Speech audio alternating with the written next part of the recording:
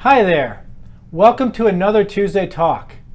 I remember back in the day, a long time ago, we used to see each other at the office. We used to attend networking events, and if you can imagine this, we actually had in-person training classes, and we didn't even have to use the term in-person, it was just assumed. Those were the days. So tell me, do your kids look at you strangely when you bring those days up, like mine do? Well, I think a lot of the activities of those days will return. The trend of remote work is going to continue to grow. It was a trend before the pandemic, and it will continue to be so. And when I say remote work, I don't just mean the work at home stuff that we've been doing for the past year and a half. I mean remote work in general. You could have offices around a country, around the world, people that are working just in a different place than you. And that trend is going to continue. So today, I want to talk about building relationships remotely. How to make the connections when you're not in the office down the hall, when you can't go out to lunch with people.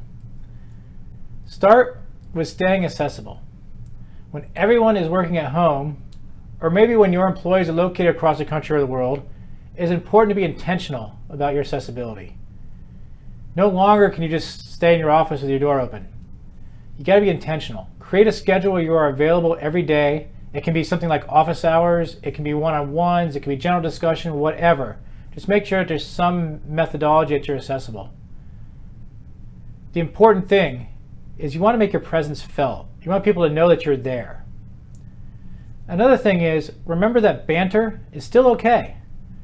Remote work doesn't have to mean no fun. Now, again, back in my day, we used to stop by someone's desk for a quick chat or a multitude of other shenanigans. And we can still do that, whether it be through a call, a quick FaceTime, Zoom, or video service of your choice, or even a private Slack channel. Don't let the banter disappear. Along those same lines, remember when we used to gather in a conference room and shoot the breeze before a meeting?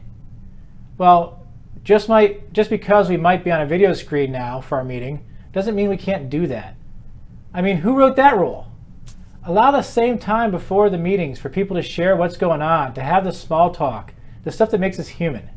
This will strengthen the bonds and will help you forge stronger relationships. Presence is another important aspect of remote relationship building. Even if you can't be physically present, be psychologically and emotionally present.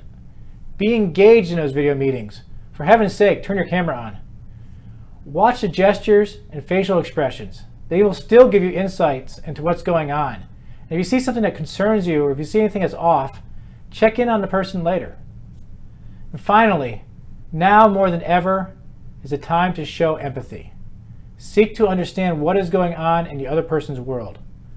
People have all kinds of circumstances. Maybe they are dealing with child or elder care. Maybe they are in a loud office somewhere. Perhaps the time zones in Europe are just too far away. Empathize with them. Give a helping hand and give them the benefit of the doubt. You can still build solid relationships when you are remote, if you are intentional about it and you put the effort in. Think about that this week. What relationship can you strengthen? Now go and make it happen.